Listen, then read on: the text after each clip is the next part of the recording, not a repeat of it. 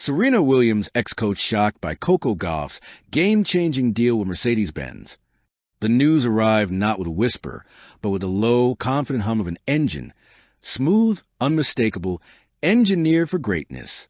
Coco Gauff, still barely out of her teens, yet already carrying the weight of a generation's expectations, had signed a landmark global partnership with Mercedes-Benz. Within minutes, the tennis world buzzed. Headlines raced across screens. Group chats exploded. Analysts rushed to explain what it meant. But somewhere far from the flashing cameras and celebratory press releases, a man who had once stood courtside during the rise of the greatest player the sport had ever known sat quietly, stunned. Serena Williams' former coach, battle-hardened by decades on the tour, molded by grand slams and pressure points, was genuinely shocked, not offended, not jealous. Shocked, a coach who had seen it all.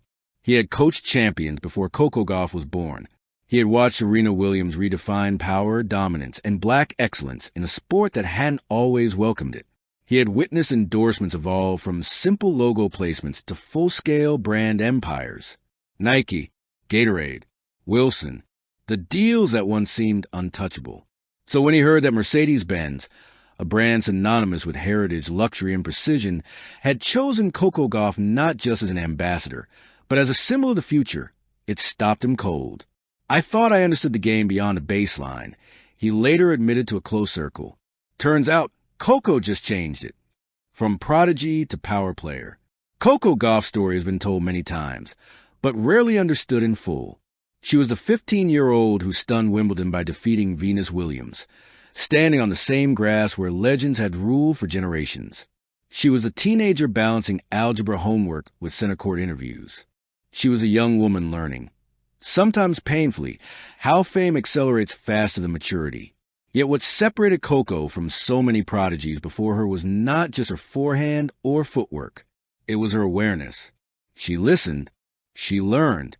She watched how Serena built not only a career, but a legacy. How Naomi Osaka spoke with honesty. How LeBron James turned athletic excellence into cultural leverage. By the time Mercedes-Benz came calling, Coco was ready, not just as an athlete, but as a brand in her own right. Why Mercedes-Benz chose Coco. To understand why Serena's ex-coach was so shocked, one must understand Mercedes-Benz. This is not a brand that chases trends. It defines eras. It moves carefully, deliberately, aligning itself with figures who embody timeless excellence rather than fleeting hype. So why Coco? Because Coco Gauff represents a rare convergence. Elite performance on the biggest stages. Global appeal that transcends tennis. Authenticity in an age of manufactured personas. A future-forward identity without disrespecting the past. Mercedes-Benz didn't just see a Grand Slam champion. They saw a young woman comfortable discussing social issues, poised in corporate rooms, fearless under pressure, and fluent in the language of a generation that values meaning as much as success. For a coach raised in an era where endorsements followed trophies, never preceded them, this shift was seismic. The Serena shadow and the Serena blueprint. It would be impossible to separate this moment from Serena Williams. Serena had been the gold standard, the athlete whose dominance forced corporations to rethink how they value women in sport. She didn't just earn deals. She commanded them. She demanded respect, equity, and autonomy. Her former coach knew that history intimately. He had watched Serena fight for recognition, that today's stars sometimes inherit more easily. And yet, Coco's Mercedes-Benz deal felt different. Serena had become a luxury icon through years of unmatched dominance. Coco was being embraced as a luxury icon while still in the process of writing her full athletic story. That was the shock. This isn't just about winning, the coach realized. This is about belonging, about brands saying, "You define us now." A new kind of champion. Coco Gauff doesn't project invincibility the way Serena once did. She projects relatability. She smiles easily. She speaks openly about nerves, growth, and setbacks. She acknowledges the pressure without being consumed by it. And perhaps most importantly, she connects. Mercedes-Benz didn't ask her to change that. Instead, they adapted. Campaign visuals showed Coco not as a distant superstar, but as a young woman moving confidently through a world that finally made room for her. Tennis courts blurred into city streets.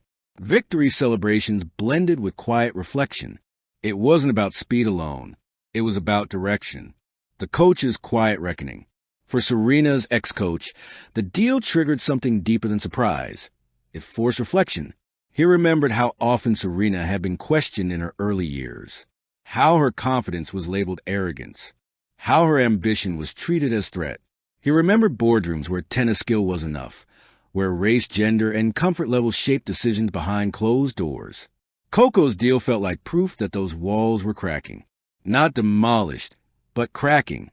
And that realization humbled him. This generation, he admitted privately, they're not just playing the sport, they're rewriting its rules. Beyond tennis, cultural impact. The Mercedes-Benz partnership instantly extended Coco's influence beyond tennis. Suddenly, she wasn't just appearing on sports pages. She was featured in business sections, fashion columns, and cultural conversations.